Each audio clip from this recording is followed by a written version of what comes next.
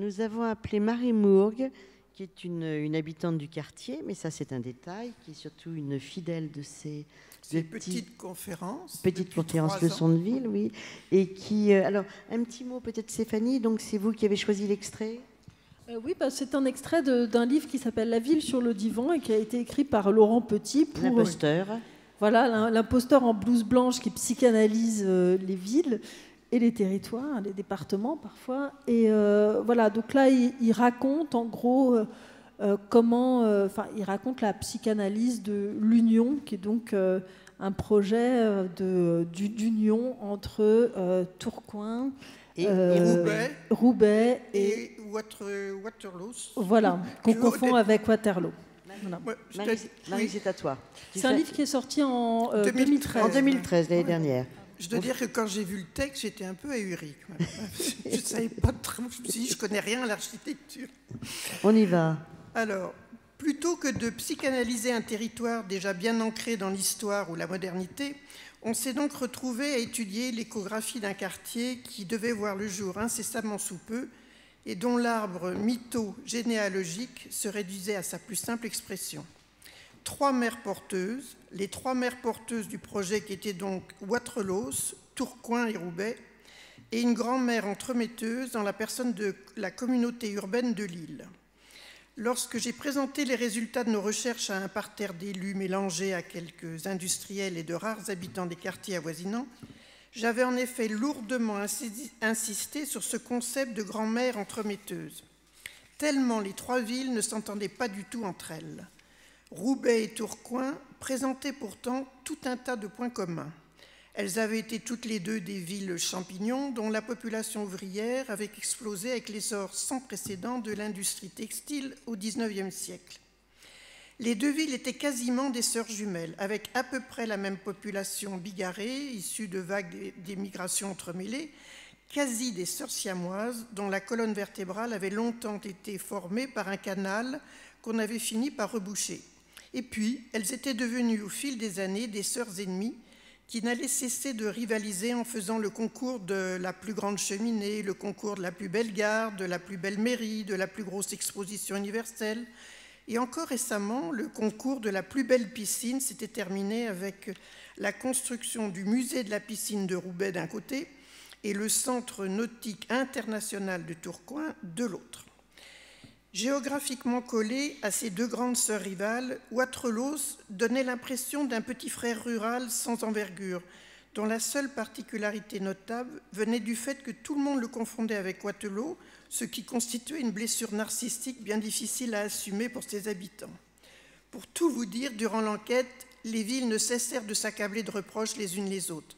Waterloo se plaignant de la suffisance de Roubaix, Roubaix de l'aspect poussiéreux de Tourcoing, Tourcoing du côté arriéré de Waterloo, et inversement, et parfois vice-versa. Ce qui les unissait finalement, c'était la douleur et les épreuves, c'était la crise industrielle sans précédent qui s'acharnait sur elles depuis bientôt 50 ans, avec les emplois textiles qui avaient disparu par dizaines de milliers, les usines par dizaines de centaines. Roubaix, la ville aux 100 cheminées, était devenue la ville au fil des années aux 3 moignons. La Renaissance devait donc passer par la naissance de la zone de l'Union. Mais quand on y repense, c'est toujours risqué de faire porter une telle responsabilité à un enfant, même pas encore né, le simple fait de concevoir un projet dans le but de vouloir à tout prix réconcilier ses parents semblait d'entrée de jeu thérapeutiquement dangereux. Rien qu'en découvrant ça, j'étais un peu glacée d'effroi. Mais en psychanalyse urbaine, l'expérience montre qu'il faut savoir surmonter son désarroi, surtout si l'on veut prétendre pouvoir remonter le moral de tout un peuple, même s'il n'existe pas encore.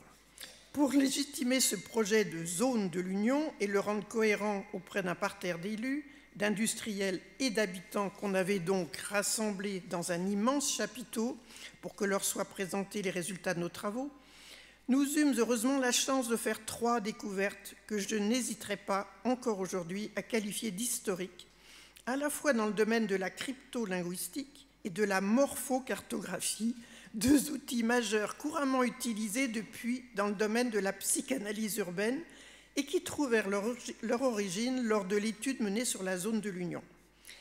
Pour bien comprendre ce qui a été découvert au niveau crypto-linguistique, science qui permet désormais de détecter des messages codés à l'intérieur même du nom du territoire étudié, il faut savoir qu'on peut décomposer Tourcoing en tour et en coin.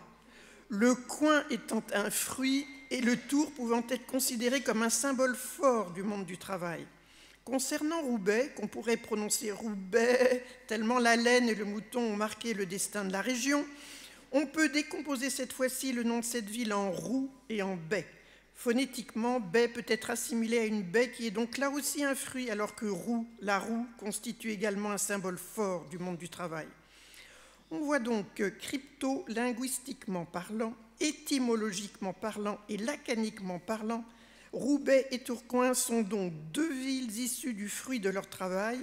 Et plus stupéfiant encore, on constate avec surprise que dans Wattrelos, on a le watt qui apparaît, et c'est quand même l'unité de mesure de la puissance, donc du travail, alors que cerise sur le gâteau, on remarque que dans Relos, on a solé à l'envers qu'on peut prononcer solaire, ce qui résonnait très fort avec la dimension environnementale clairement affirmée de ce projet d'écoquartier. Autant vous dire que toutes ces découvertes crypto-linguistiques, aussi stupéfiantes les unes que les autres, donnèrent toute sa légitimité à un projet dont personne ne percevait vraiment la cohérence globale.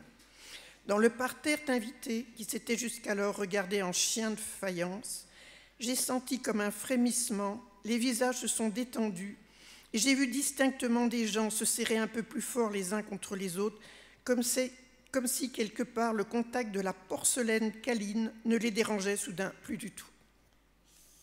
Voilà. Merci.